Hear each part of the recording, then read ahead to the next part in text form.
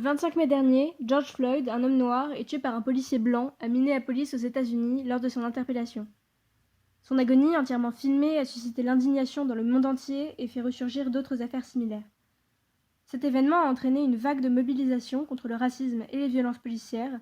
Début juin, de nombreuses manifestations se sont tenues et le mouvement Black Lives Matter s'est largement répandu sur les réseaux sociaux. En voyant tout ça, on peut se demander pourquoi aujourd'hui, malgré les luttes, le racisme est encore présent dans la société, et notamment aux États-Unis. Une partie de la réponse à cette question se trouve dans l'héritage de plusieurs siècles de ségrégation raciale et d'esclavagisme. Je vous propose donc de plonger dans l'histoire pour comprendre. Dans l'Antiquité, l'esclavage est un des fondements de la société. Il est considéré comme indispensable et naturel et n'est pas remis en cause. Cependant, il n'est dirigé contre aucune ethnie en particulier. On estime à Athènes au 5e siècle avant Jésus-Christ que plus d'un tiers de la population est esclave. Un esclave n'est rarement esclave, ce sont souvent des prisonniers de guerre, des hommes capturés par des pirates ou des endettés. Du 7e au 20e siècle, des marchands arabes et berbères achètent et revendent déjà des esclaves noirs d'Afrique dans le monde arabe, c'est ce qu'on appelle la traite transsaharienne, et en Asie, la traite orientale. Au Moyen-Âge, en Occident, le racisme est dirigé particulièrement vers les juifs, déicides pour les chrétiens, parfois considérés comme une race maudite qui doit être éliminée. L'antisémitisme exploité et attisé par le Troisième Reich durant la Seconde Guerre mondiale a donc aussi des racines historiques très anciennes. Au XVe et XVIe siècle, les grandes découvertes, celles de l'Amérique par Christophe Colomb, mais aussi la route vers l'Inde contournant le cap de Bonne-Espérance par Vasco de Gama, ou le premier tour du monde par l'expédition de Magellan, marquent le fondement du sentiment de supériorité des Européens. S'investissant d'une mission d'évangélisation et de civilisation, ils colonisent et exploitent les territoires découverts. La controverse de Valladolid, en 1550, oppose Sepúlveda pour qui la barbarie des Indiens d'Amérique les condamne à être dominés par les peuples civilisés, à Las Casas, qui préfère à la guerre une forme pacifique de conversion et de conquête, limite le pouvoir de l'Église au domaine spirituel et rejette la thèse de la barbarie. Cette controverse montre que l'impérialisme européen fait l'objet d'interrogations et de débats. Cependant, elle ne remet aucunement en cause l'esclavage des Noirs qui est justifié à partir du XVIe siècle par des interprétations très libres de certains récits bibliques comme la malédiction de Cham. Un jour où Noé est enivré par le vin, ses trois fils, Sem, Japheth et Cham, voient sa nudité. Alors que les deux premiers recouvrent son corps avec pudeur, Cham l'observe. À son réveil, Noé furieux maudit la descendance de Cham et la condamne à être esclave de celle de ses frères. Les descendants de Cham seraient ensuite partis vers le sud, en Afrique, et ceux des deux autres frères vers le nord, en Europe. En effet, la main-d'œuvre du Nouveau Monde est essentiellement composée d'esclaves africains, vendus aux Européens contre des pacotilles et emmenés de force jusqu'en Amérique. Les bénéfices sont alors rapatriés en Europe, c'est le commerce triangulaire et le début de la traite atlantique, qui durera jusqu'au XIXe siècle. Contrairement à durant l'Antiquité, l'esclave est esclave car il est noir et considéré comme inférieur à l'homme blanc.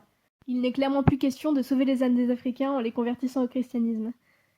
Dès le XVIIe siècle, alors qu'on utilisait auparavant ce mot pour les animaux, on commence à parler de race pour catégoriser les humains. Au XVIIIe et au XIXe, dans une atmosphère de scientisme, des travaux sont effectués. Le comte de Buffon avance le concept de dégénération selon lequel l'individu originellement blanc changerait de couleur de peau en fonction du climat dans lequel il habite, alors que les philosophes des Lumières dénoncent l'esclavage, notamment dans l'article Traite des nègres de l'Encyclopédie. Le naturaliste suédois Carl von Linné théorise et hiérarchise 4 races humaines: Européens, Indiens d'Amérique, Asiatiques et Africains. Cette théorie des races est encore enseignée à l'école jusqu'au milieu du XXe siècle. On commence à utiliser la génétique pour montrer la supériorité de l'homme blanc. L'homme noir serait plus proche du singe car il se serait plus longtemps reproduit avec eux. Il ne serait alors pas considéré comme entièrement humain, ce qui permettrait de justifier l'esclavage aux yeux de la Constitution américaine fondée sur le principe de l'égalité et de la liberté du genre humain. Des idées aucunement fondées puisqu'il est aujourd'hui prouvé que la couleur de la peau n'est qu'une adaptation de la concentration en mélanine, un pigment produit par les cellules de la peau, au niveau d'ensoleillement dans chaque région du monde au fur et à mesure des générations.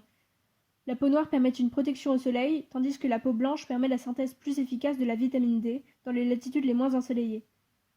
Au XVIIIe siècle, c'est la première période de grand réveil, qui correspond à un renouveau religieux en Grande-Bretagne et dans ses colonies.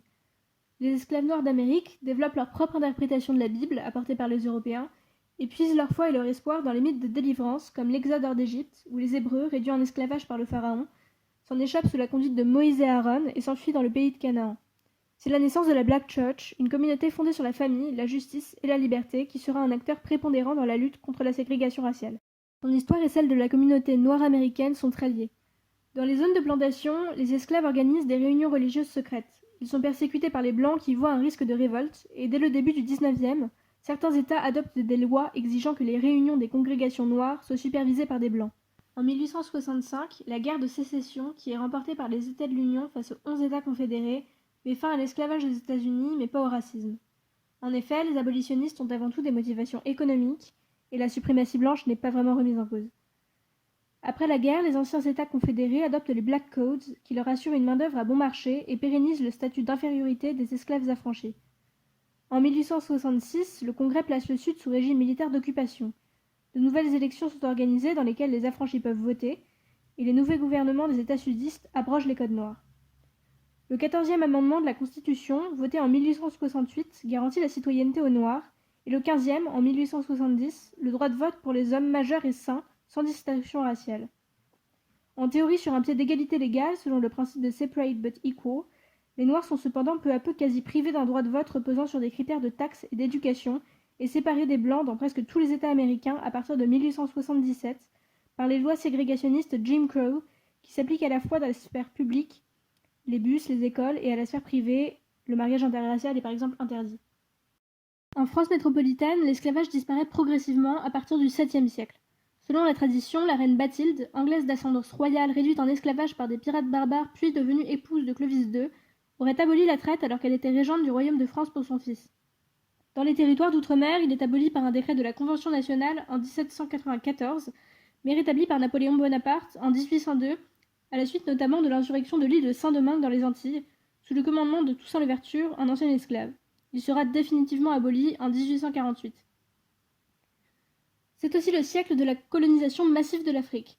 Les grandes puissances européennes se partagent le continent à la conférence de Berlin en 1885 et exploitent les territoires sous prétexte d'apporter le progrès aux civilisations colonisées. La colonisation n'est pas motivée par le racisme, mais par les velléités économiques. L'idée de mission civilisatrice se retrouve d'ailleurs en Orient lors de la période impérialiste japonaise, avec l'occupation de l'île de Taïwan, de la Corée et d'une partie de la Chine, où les crimes de guerre seront si atroces, notamment contre les civils durant le second conflit mondial, qu'ils seront qualifiés d'holocauste asiatique. Ils seront jugés à partir de 1946 lors du procès de Tokyo par les troupes d'occupation présentes au Japon. Au début du XXe siècle, le gouvernement turc, héritier d'un empire ottoman très multiculturel, attise les haines religieuses dans le but de créer une nation racialement homogène. Les 2 tiers de la population arménienne chrétienne du pays sera déportée vers des camps dans le désert de Syrie et massacrée dans un génocide. Lors de la Première Guerre mondiale, 2 bataillons noirs américains sont envoyés au front en Europe. Ils sont soumis à une discipline stricte et le commandement américain leur interdit de sympathiser avec leurs alliés blancs. Ils recevront cependant des décorations françaises pour leur bravoure au combat. Les soldats du 369e régiment d'infanterie, surnommés les Harlem Hellfighters, sont ceux qui sont restés le plus longtemps au front. La France, quant à elle, mobilise des forces armées et de la main-d'œuvre dans son empire colonial, les tirailleurs sénégalais notamment, en promettant la nationalité et les droits politiques à ceux qui s'enrôlent, parole qui ne sera d'ailleurs jamais respectée. Au début de la Seconde Guerre mondiale, lors de la bataille de France, une série de massacres racistes est perpétrée par l'armée allemande contre des soldats africains dans la région lyonnaise. Le 18 juin 1940, Pétain demande le cessez-le-feu. Lyon est abandonné aux Allemands et déclaré ville ouverte. Mais à Chasselet-Montlusin, le 25e régiment de tirailleurs sénégalais ne reçoit pas l'ordre de retraite. Les soldats africains résistent avec ferveur durant 2 jours jusqu'à ne plus avoir de munitions puis sont faits prisonniers. Les Allemands séparent les prisonniers blancs des noirs qui sont amenés dans un champ. Les officiers français sont sommés de se plaquer au sol tandis que les nazis obligent les tirailleurs sénégalais à fuir en courant. Les mitrailleuses des Panzers abattent alors les hommes dans leur dos. Les blindés avancent et les blessés sont écrasés. Cette haine contre les soldats noirs remonte à la Première Guerre mondiale et à l'occupation de la Rhénanie par l'armée française. Les soldats allemands accusés d'atrocités sur les civils, notamment en Belgique, se servent de l'image du soldat africain pour répliquer. Se met en place une campagne de propagande qui les accuse de viol, d'enlèvement et de sauvagerie. C'est ce que les Allemands appellent l'épisode de la honte noire et qui sera réutilisé par les nazis. Le concept d'eugénisme, créé en 1883 par le scientifique britannique Francis Galton, explique les différences entre les classes sociales par des caractéristiques qui se transmettraient de façon héréditaire. En accord avec la sélection naturelle théorisée par son cousin Charles Darwin, Galton pense que le patrimoine génétique humain pourrait être amélioré sur le modèle de l'élevage sélectif des animaux. Cette idéologie est largement reprise par l'Allemagne nazie et est explicite dans les 3 lois raciales adoptées le 15 septembre 1935 au congrès de Nuremberg. Elles définissent la croix gammée, symbole de la race aryenne, comme drapeau national, désignent les citoyens de sang allemand comme les seuls à pouvoir jouir de leurs droits civils et politiques, interdisent le mariage et toute relation sexuelle entre juifs et citoyens de sang allemand, et interdisent aux juifs d'employer des domestiques de nationalité allemande et d'arborer les couleurs du Reich. Durant la Seconde Guerre mondiale, L'eugénisme serait à l'origine de l'Holocauste, le génocide des Juifs et des Tziganes, race considérée comme inférieure et parasite pour la race aryenne, ainsi que des opérations d'hygiène raciale, prévoyant notamment l'euthanasie des handicapés, particulièrement des malades psychiatriques, et la stérilisation des homosexuels vus comme déviants. Les dirigeants nazis responsables de ces crimes racistes seront jugés par le tribunal de Nuremberg, créé par les Alliés après la guerre, parallèlement à celui de Tokyo en Orient. La Shoah, ou solution finale, y est qualifiée de crime contre l'humanité, notion qui apparaît alors pour la première fois. Dans les années 1950 aux États-Unis, le mouvement des droits civiques prend de l'ampleur. Émergent alors des symboles de la lutte comme Rosa Parks et Claudette Colvin, ou des pasteurs activistes comme Martin Luther King, qui s'engagent dans la lutte contre la ségrégation raciale en tant que porte-parole de la communauté noire. Alors que les églises noires sont devenues l'épicentre des luttes pour l'égalité, elles sont de plus en plus cibles de violences à motivation raciale.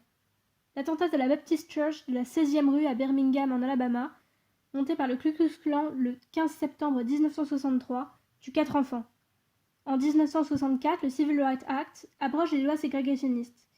En 1966, le Comité national des hommes d'église noire publie dans le New York Times le Black Power Statement, qui propose une lutte plus agressive contre le racisme en s'inspirant de la Bible. Il s'agit de l'apparition de la théologie de la libération des Noirs, dont James Cone et Dwight Hopkins sont les principaux représentants. Le but est de lutter contre la ségrégation raciale et de libérer les populations noires de la domination blanche. Alors que pendant la seconde moitié du XXe siècle, la décolonisation s'accélère sur le continent africain, l'Afrique du Sud subit le régime de l'apartheid. Les populations noires autochtones sont séparées des Blancs, descendants des colons néerlandais et britanniques, et discriminées voire enfermées dans des bantoustans, des États réservés aux Noirs ou des quartiers dans la périphérie des villes comme les townships de Soweto à Johannesburg. Cette situation dura de 1948 à 1991. En effet, durant la guerre froide, le gouvernement ségrégationniste sud-africain est soutenu par les États-Unis car il les suit dans leur lutte contre le communisme et fait office de rempart contre son expansion en Afrique.